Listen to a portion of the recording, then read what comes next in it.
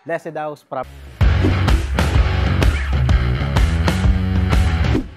PH. So nandito tayo ngayon sa Sampaloc, Manila para i-house tour itong 2-story townhouse with loft. So ang kagandahan sa location natin, guys, ito po ay 100% flood free. Diba? Ito po yung highest point dito sa Sampaloc, Manila na sa pagkaka-observe namin, since taga dito po kami, hindi po talaga binabaha itong location na ito. So tara, papakita ko na sa inyo itong ating unit. So pagpasok nyo, tara po. Yan. Ito po yung ating car garage. Kasya po dito ang isang SUV. Kasya po ang Everest, Fortuner. And yung ating ceiling ay naka-cove na po yan. Kita nyo yung mga ilaw natin, naka-embed po yan. Then yung ating breaker ay ginagawa pa. So ayan. Nandito tayo ngayon sa ating living space. So nakikita nyo naman sa video, spacious, maluwag, and maaliwalas po yung ating yung walls natin, white lang. Yung ating kisame, white lang po. Napakadali pong i-design ng bahay na ito if mag-hire po kayo ng interior designer.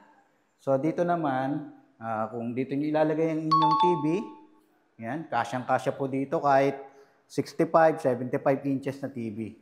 Walang problema. Dito naman sa kabila yung ating magiging sofa. Yan. And dito naman located yung ating table. So ayan, pwede po kayo mag-set dito ng dining set na 4 to 6 seater. Yan. Yan. Tatapat nyo lang po dyan. Ang kagandahan sa unit na to, no, very maaliwalas at modern na rin yung ating design. Yung combi, yan, yung cabinet. Yan. Ito yung ating modern na faucet. At stainless na rin yung ating sink. May mga cabinet na rin tayo dito. Yan, soft touch na po yan. And may mga lagay na po kayo dito ng mga condiments ninyo.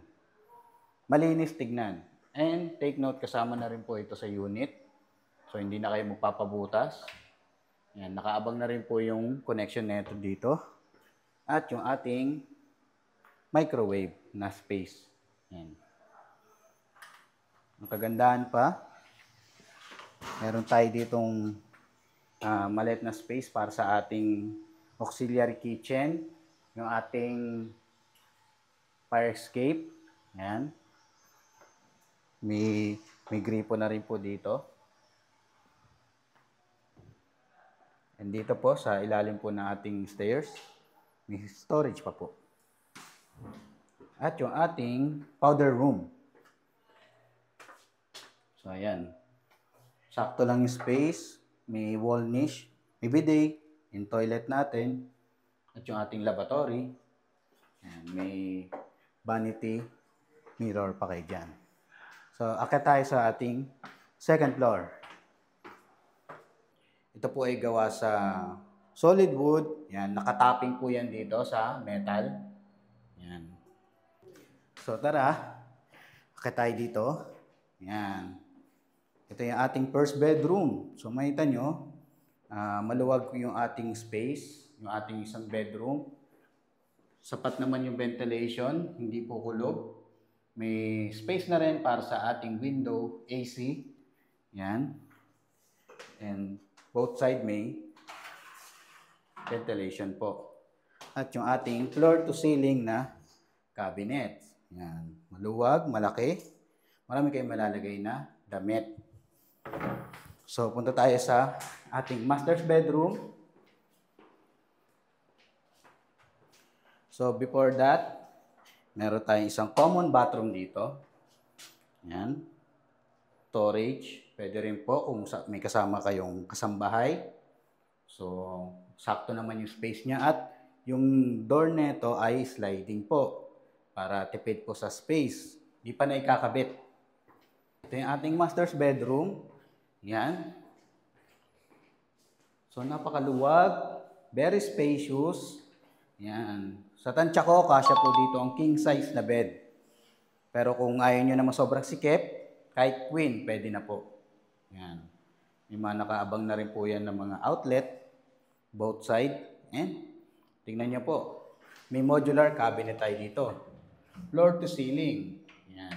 May ilaw na rin po. So marami kayong may lalagay na damit dyan, gamit. At may ventilation tayo dito. Yan. Dito rin yung ating AC unit.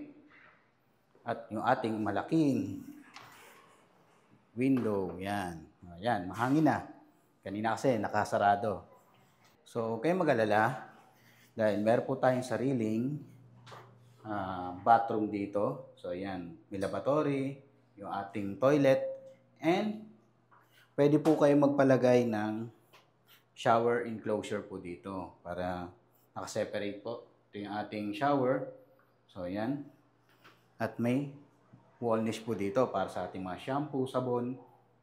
May vanity mirror. So, ang kagandahan sa ginawa ni developer, alam naman natin dito sa Manila, limited na lang yung ating space. So, napakamahal na rin ng ating property. So, ginawa natin ng paraan. Meron pa tayong isang lobe po dito. So, come on. So, ayan, di ba? Kung naghahanap pa kayo ng isa pang extra space, itong lobe na to ang sasagot sa problema nyo. So, ito po ay hindi buhos. Yan. Pero matibay po ang pagkakagawa nito. Marami pong tubular ang nakabaon po dyan. So, kahit lumundo kayo, tumalon-talon kayo, marami kayong bisita, kakayanin po yan. Diba? At meron tayong isang cabinet dito. Yan. Para sa mga gamit natin. Yan. So, ayan, dito na tayo. So, makita nyo, pwede tayong maglaba dito. Dahil meron tayong lavatory dito, may gripo, malakas ang tubig, may outlet para sa ating washing. Yan. At yung canopy natin para hindi tayo nababasa. At the same time, kung mahangin, mapasok yung hangin dito. So ito naman po ay buhos. Yan. Yon. Akala ko, makakalimutan ko. Ito po yung full details ng unit natin. Ito po ay may lot area na 50 square meters and total of floor area of 125 square meters. Dahil ito po ay may loft, 2 kwarto sa taas, at pwede nyo i-consider na gawing kwarto yung loft. Diba? So, meron pa tayong isang maid's room at 1 car garage. So, kung interested ka at napanood mo ang house tour video na ito, pwede mo akong i-message sa aking FB page, Blessed House Property PH, and ganyan din sa aking TikTok account. So, ano pa hinihintay nyo? Message na, DM na. Ma-appreciate nyo ang ganda ng bahay na ito. Guys, isa po ito sa pinakamataas na part ng Sampaloc, Manila. Hindi po binabaha. Marami na pong bagyo, pagbaha ang dumaan, pero hindi po binaha ang area na ito. Highest point po. So, malapit din sa Welcome Rotonda, Spanya, Blooming Treat, and papuntang UST, papuntang Holy Trinity, napakalapit lang po. Accessible po ito dahil may mga sasakyan po dyan na pwede kayong masakyan, like mga PUV, mga tricycle, marami po kayong pwedeng masakyan dito. Maraming salamat guys. See you on next vlog. God bless. Bye-bye.